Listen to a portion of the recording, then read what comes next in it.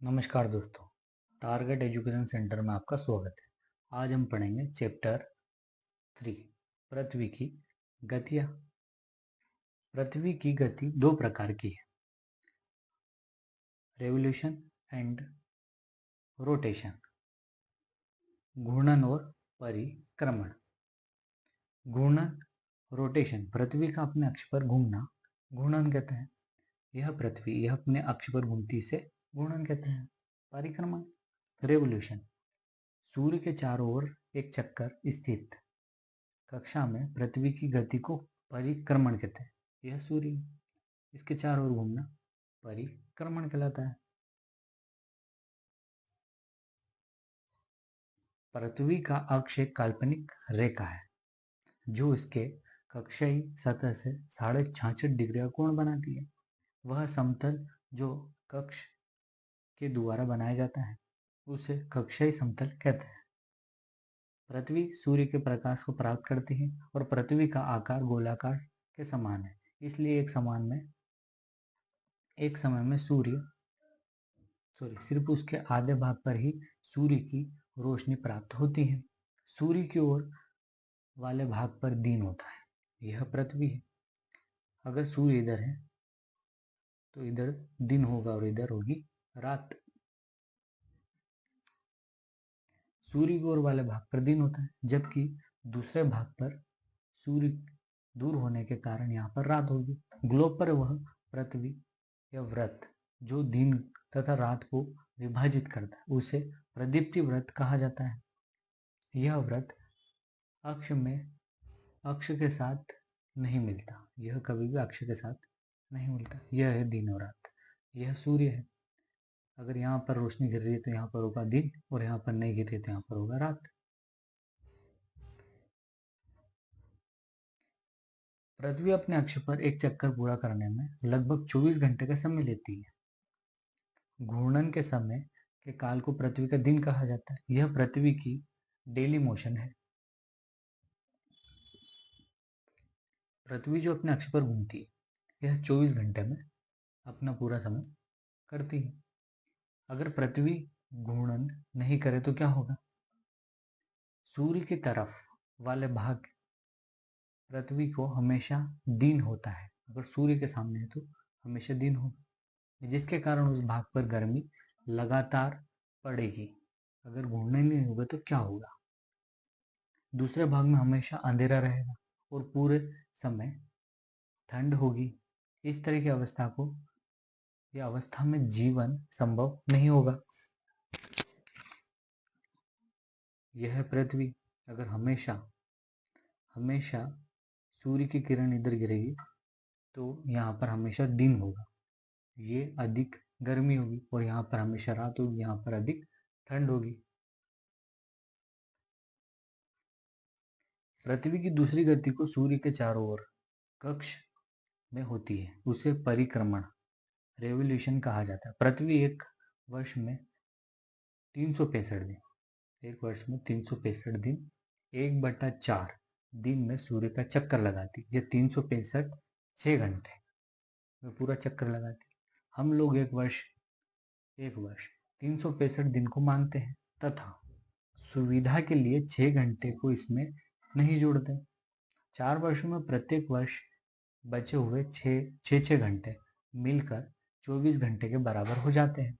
इसके अतिरिक्त दिन को फरवरी के महीने में जोड़ा जाता है। इस दिन को फरवरी के महीने में जोड़ते हैं, जैसे कि प्रत्येक चौथे वर्ष फरवरी माह 28 दिन के बदले 29 दिन का होता है। ऐसा वर्ष दिन 366 दिन का होता है, उसे लीप वर्ष कहा जाता है। यह है पृथ्वी, यह अपने अक्ष पर 24 घंटे में पूरा करती है। और अगर सूर्य के चारों ओर चक्कर लगाने में 365 दिन और 6 घंटे का समय लगता है, पर हम उसको 365 दिन ही जोड़ते हैं, 6 घंटे नहीं जोड़ते हैं। पर अगर 6 घंटे 4 साल तक जोड़ें तो 24 घंटे हो जाते हैं, तो उसको चौथे साल 29 दिन के फरवरी में जोड़ लेते हैं। पृथ्वी दीर्घ वृत्ताकार पथ पर सूर्य के चारों ओर चक्कर लगाती है। यह सूर्य इस प्रकार जो चक्कर लगा जिसे दीर्घ वृत्ताकार वृत्त कहते हैं। पृथ्वी को पूरा कक्ष में एक ही दिशा में झुकी है। यह पृथ्वी यह अपने अक्ष पर एक ही दिशा में झुकी है और एक वर्ष को गर्मी, सर्दी, बसंत और शरद ऋतु में बांटा जाता है। अब ऋतुओं में परिवर्तन सूर्य के चारों ओर पृथ्वी की स्थिति को परिवर्तन के कारण होती है। सूर्य के चारों ओर चक्कर लगाने के कारण इसमें परिवर्तन होता रहता है।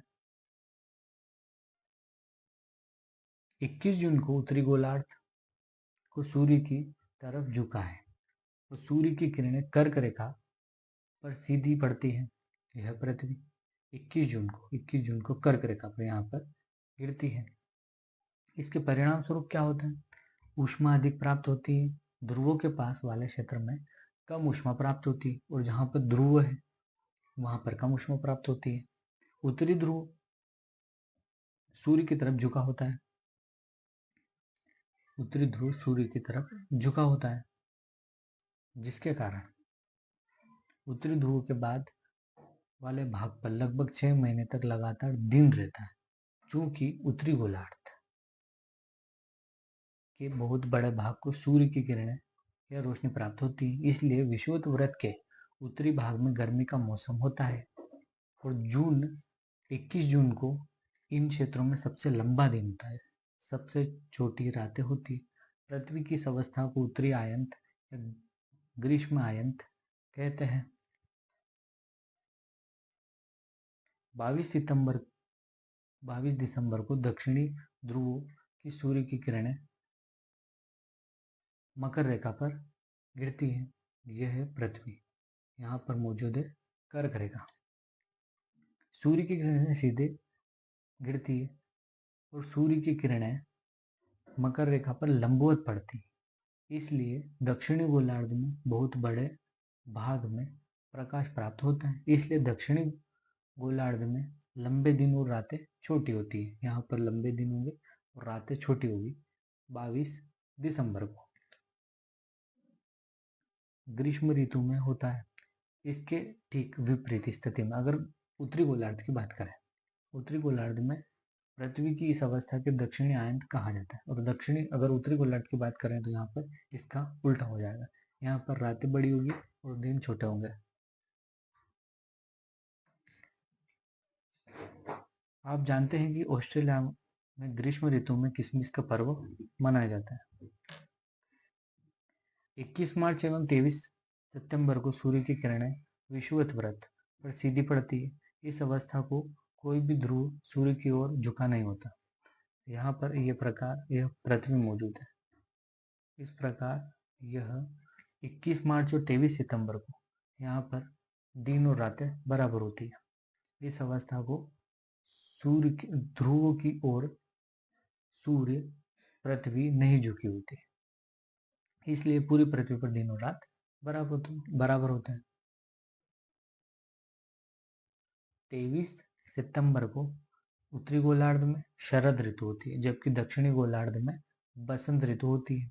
21 मार्च को स्थिति इसके विपरीत हो जाती है। उत्तरी गोलार्ध में बसंत ऋतु तथा दक्षिणी गोलार्ध में शरद ऋतु होती है। अगर बात करें हम 23 सितंबर की, तो उत्तरी गोलार्ध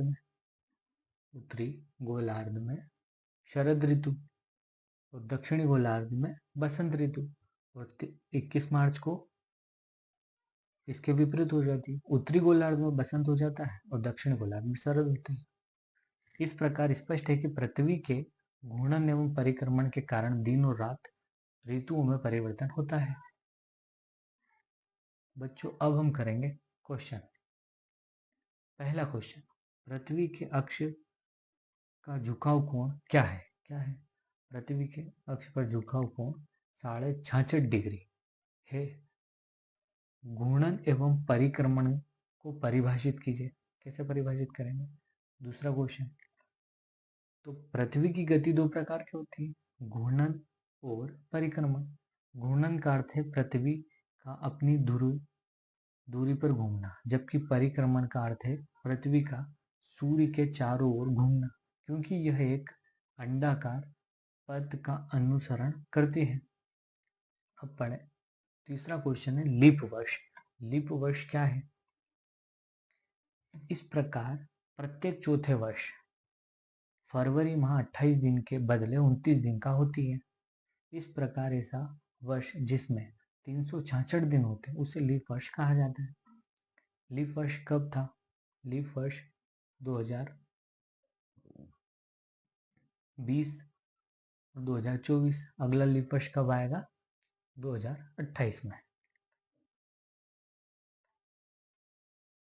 उत्तर एवं दक्षिणी आयनों में अंतर।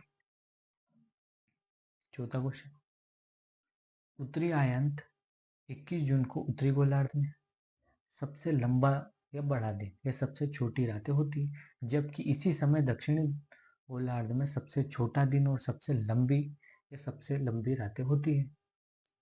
यही देखें हम दक्षिणी आयंत को, तो 22 दिसंबर को दक्षिणी गोलार्ध में सबसे लंबा दिन तथा सबसे छोटी रातें होती हैं, जबकि इसी समय उत्तरी गोलार्ध में सबसे छोटा दिन और सबसे लंबी रातें होती है। विषुव क्या है? विषुव 21 मार्च और 23 सितंबर को सूर्य की किरणें विषुवत व्रत पर सीधी पड़ती है। इस अवस्था को ध्रुव सूर्य की ओर झुका नहीं होता, इसलिए पूरी पृथ्वी पर दिन और रात क्या होते हैं? बराबर बराबर होते हैं। इसे विषुव कहा जाता है। दक्षिणी गोलार्ध में उत्तरी गोलार्ध की अपेक्षा उत्तर एवं दक्षिणी का आयंत अलग अलग समय पर होता है। इसका क्या कारण है? क्योंकि 21 जून को सूर्य की किरणें कर्क रेखा पर, यह है पृथ्वी, 21 जून को कर्क रेखा पर, इस समय उत्तरी गोलार्ध में उत्तरी आयंत होता है, और 22 दिसंबर को मकर रेखा पर सूर्य की किरणें सीधी पड़ती है, इस समय दक्षिणी गोलार्ध में दक्षिणी आयंत होता है। ध्रुवों पर लगभग 6 महीने का दिन और 6 महीने, इसको महीने कर लेना, महीने की रातें होती हैं। क्यों? पृथ्वी का अपनी ध्रुव पर 23.5 डिग्री झुकी हुई होती है।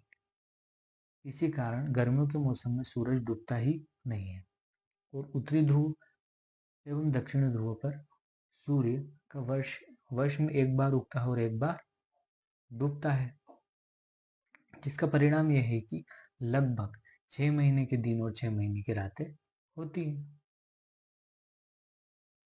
अब हम पढ़ेंगे सही उत्तर चिन्हित करें। पहला क्वेश्चन, पृथ्वी की सूर्य के चारों ओर की गति को कहा जाता है? क्या कहा जाता है? पृथ्वी की सूर्य के चारों ओर की गति को कहा जाता है परिक्रमण। परिक्रमण कहा जाता है। सूर्य की किरणें सीधी विषुवत व्रत पर किस दिन गिरती है? तो यहाँ का क्वेश्चन आ जाएगा, सूर्य की किरणें विषुवत पर 21 मार्च, कब गिरती? 21 मार्च को गिरती है। यहाँ पर 23 और आना था, पर यहाँ पर 21 मार्च होने के कारण 21 मार्च इसका आंसर हो जाएगा। अगर 23 होता तो 23 भी हो जाता, दोनों आंसर हो जाते, पर यहाँ पर 23 नहीं है, इसलिए 21 माना जाएगा। गर्मी में, तीसरा क्वेश्चन, गर्मी में क्रिसमस का पर्व कहाँ मनाया जाता है? जापान में, भारत में कि ऑस्ट्रेलिया? तो यह पर्व हमेशा ऑस्ट्रेलिया में मनाया जाता है। अब रिक्त स्थान की पूर्ति कीजिए। पहला क्वेश्चन, एक लीप वर्ष में दिनों की संख्या डेज होती है, कितनी होती है? 366 दिन। पृथ्वी की प्रतिदिन की गति को कहा जाता है, उसे घूर्णन कहते हैं। दूसरा क्वेश्चन का आंसर है घूर्णन, अपनी जगह घूमना घूर्णन कहते हैं। तीसरा क्वेश्चन, पृथ्वी सूर्य के चारों ओर कक्षा में घूमती है, कौन सी कक्षा में? यह दीर्घवृत्ताकार, लंबी दीर्घवृत्ताकार कक्षा में घूमती है। 21 जून को सूर्य की किरणें डेज रेखा पर सीधी गिरती है, 21 जून को ऊपर, यहाँ पर कर्क रेखा में सीधी गिरती है। ऋतु में, पांचवा क्वेश्चन, डेज ऋतु में दिन छोटे होते हैं। किस दिन छोटे होते हैं? शरद ऋतु में या शीत ऋतु में सर्दी में दिन छोटे होते और रातें लंबी होती है। इस प्रकार से बच्चों हमने यह तीसरा चैप्टर भी कंप्लीट किया है। अब आपसे एक ही निवेदन है कि आप इसको सब्सक्राइब करें, शेयर करें, लाइक करें और बेल आइकन दबाना ना भूलें। थैंक यू सो मच बच्चों।